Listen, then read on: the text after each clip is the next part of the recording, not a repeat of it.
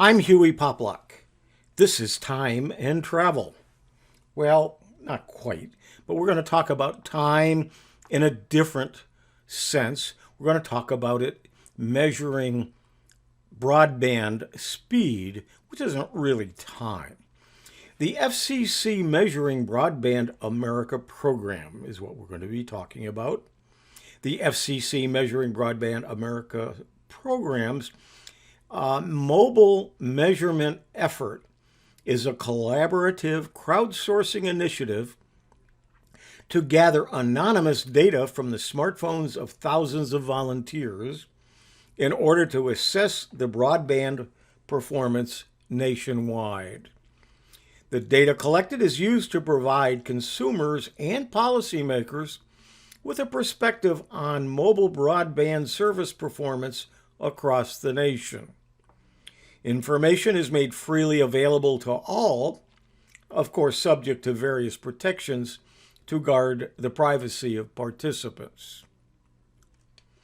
What is the FCC Speed Test?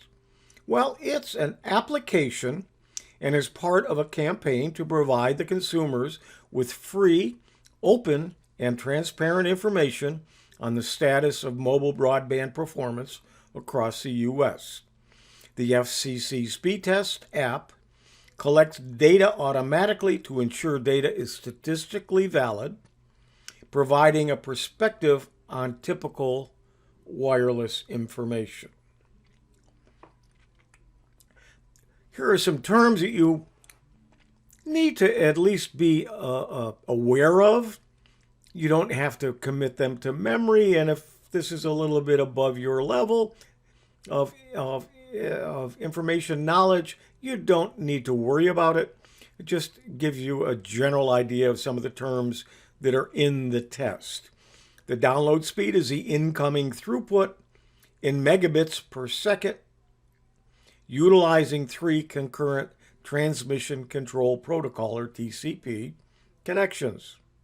Upload speed, outgoing throughput in megabits per second, utilizing 3 concurrent transmission control protocol, TCP, connections. The UDP latency is the average round-trip time of a series of randomly transmitted user datagram protocol, UDP, packets distributed over a long time frame. The UDP packet loss is the fraction of UDP packets that are lost during a UDP latency test. And then the UDP jitter means the round-trip time, or RTT, of UDP echo requests in microseconds from the app to target test node. Now, if you didn't quite understand that, don't worry about it.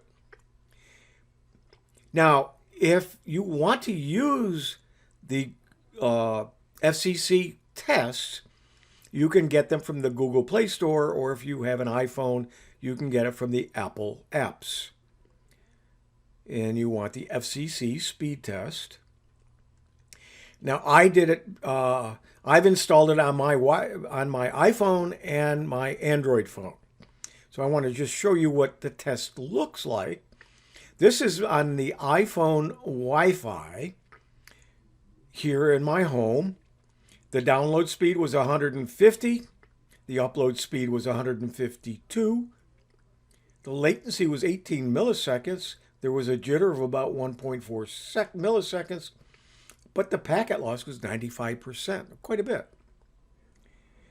Now, when I did it, I turned off the Wi-Fi and I used the data. In other words, the cell tower instead of my local Wi-Fi. And that was through AT&T, and it's their 4G. I had a download speed of 54.6 and an upload speed of 19.1. That means around 50 download and about 20 upload, which is a really good speed for a phone connection. Latency was a little bit high. The jitter was higher than the Wi-Fi, but there was no packet loss. Now, I also did it on my Android phone using just the Wi-Fi, and I had an 81 download and an upload of 118. Then I did it again, and I got a download of 151 and an upload of 147. So there can be a difference, and the difference is, and what you have to realize, that when you connect to somebody else to do one of these tests, you're at the mercy. If they're slower than what you're sending and it comes back, it can't go any faster than their set. So there may be there might have been a problem at the data center this connected to do the test. And you should always remember that. So always do a few tests. And sometimes if you have the ability to, which you do not have with the FCC test, to change the location of where you're sending the information to and receiving it back for tests. Now, if you have a PC or a Mac, you can't use this FCC test program, but there are some other ways that you can test your speed. One of my favorites is I just go to Google and I type in speed test, and it comes back with the little blue box you see on your screen. When I click it, I get a test, and it actually tells me where the server is. And I can test again. Now, you can also you can download a program from Ookla, Ookla, or use their online service, which is speedtest.net, and you'll see what I got from that location was I had just under 50, 150, and just upload was just over 150. And they give me the ping, but they don't give me any packets lost information and so on. But I pay for 150 up and 150 down, so I'm getting what I'm supposed to get. So even if the FCC test said it was something different, I run the speed test just to double check. Okay, let's switch gears a little bit and talk about travel. We talked about the time. Now let's talk about travel. I got an email today from Google. Fancy that. And it says, Hewie, your August update from Google Maps timeline. It's something I subscribe to. And this was the top of the email saying, here's my new timeline update. And then I can explore the timeline, but this was a long email, and I'm going to scroll down one screen at a time so you can see it and read it. First of all was my monthly timeline, and it showed my August visits were 7 cities in 28 places, and it pinpoints them on a map. Then it said your August activity, I traveled 131 miles in a total of 7 hours of travel. It figured that out from my phone. And then under highlights, here's the cities I visited. They happen to be within the area because I didn't travel out of my area. Now, these are pictures that they have in their catalog or their database. These are not pictures that I took. And also the highlights of places I visited, they picked out 3. And I'm going to talk about those in just a moment. Scrolling further down my email, it says I had about 6% around the world this year. I've traveled 1,580 miles so far in 2020. A lot of that was before the COVID thing back in January and February. My all-time data, since it's been collecting this information, I visited 43 cities, 494 places, and then it says I can manage my history, I can go to my timeline, or I can go to my activity controls, and I can actually pause my location history if I wish.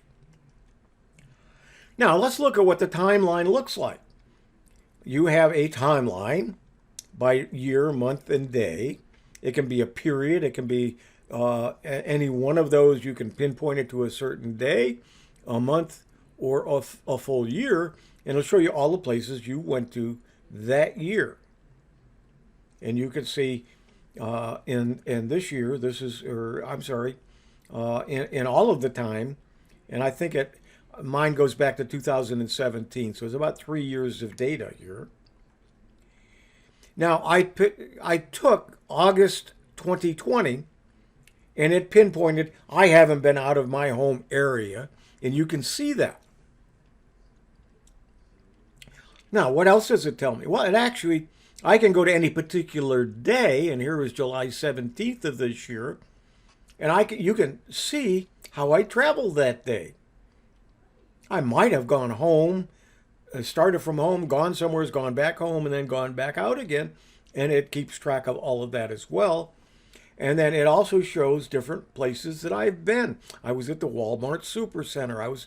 And then I went home, dropped off the groceries, and then I went back out again. Now here is July 31st, 2020. It was a different route. I started from home. Then I went to the county voter registration. I dropped off my primary ballot.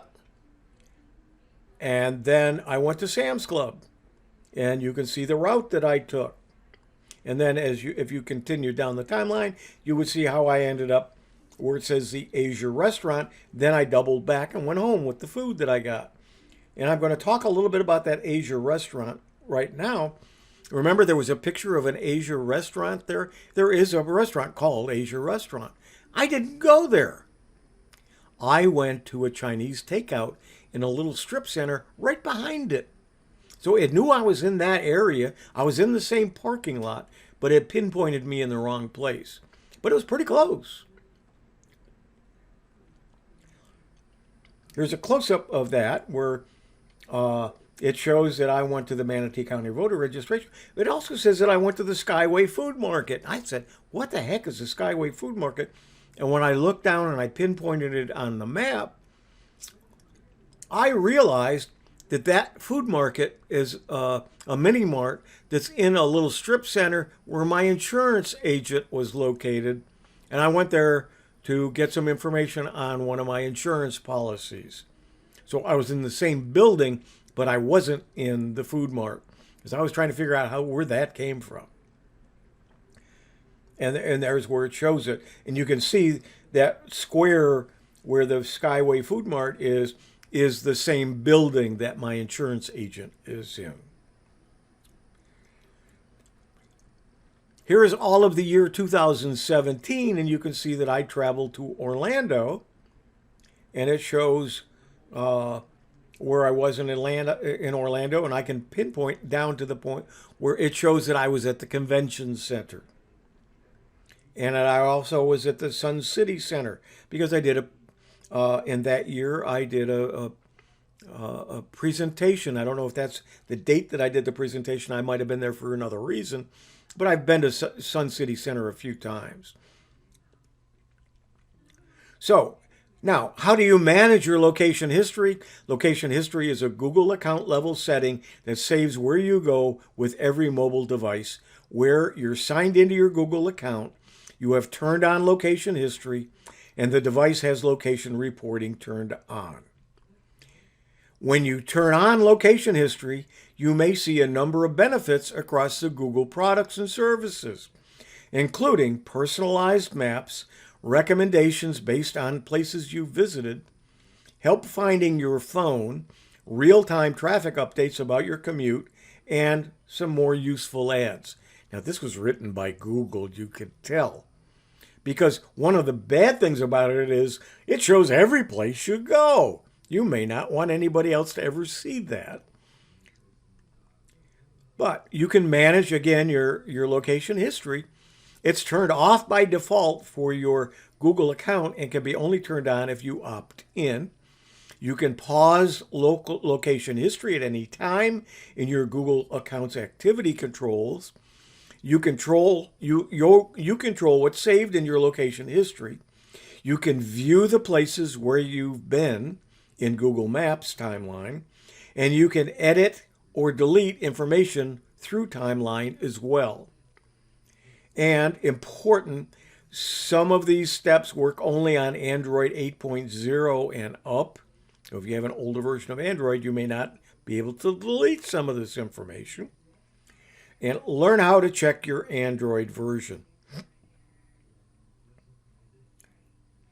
Now, to turn your location history on or off, you can do so for your account at any time.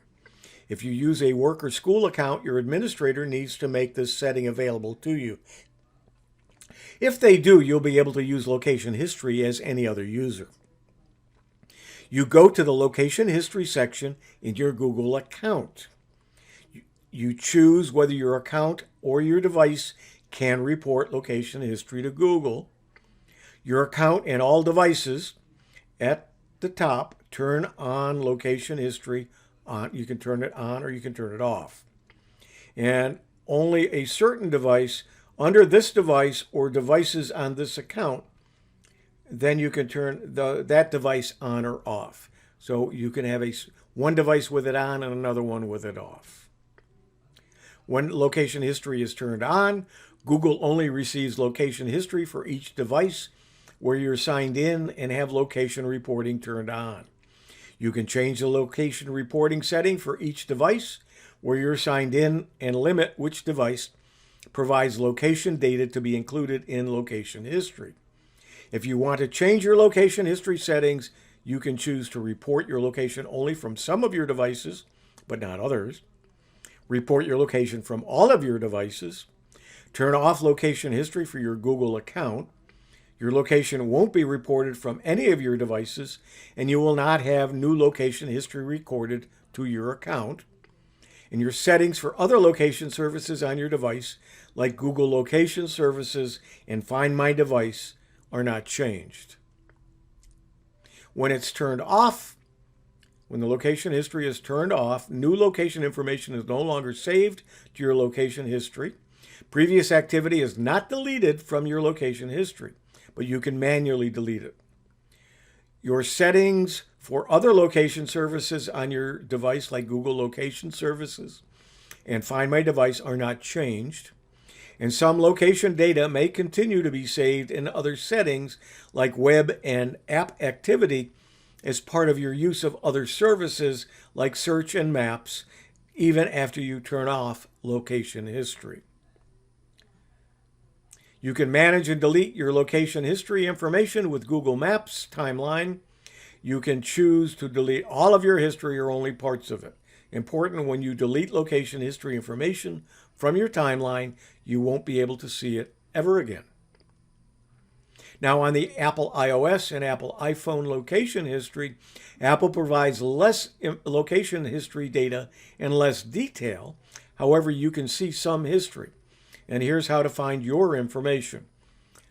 Go to the Settings app on your iPhone, scroll down and tap Privacy, tap Location Services, and scroll to the bottom. Here's what we're talking about. iOS settings screens show privacy and location services. Tap the System Services, scroll to significant locations called frequent location in some versions of iOS. You can turn this feature off with the toggle switch at the top of the significant location screen.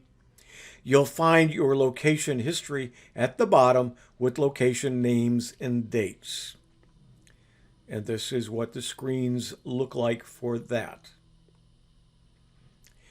And number 7 on this list, you can now see everything that Apple sees.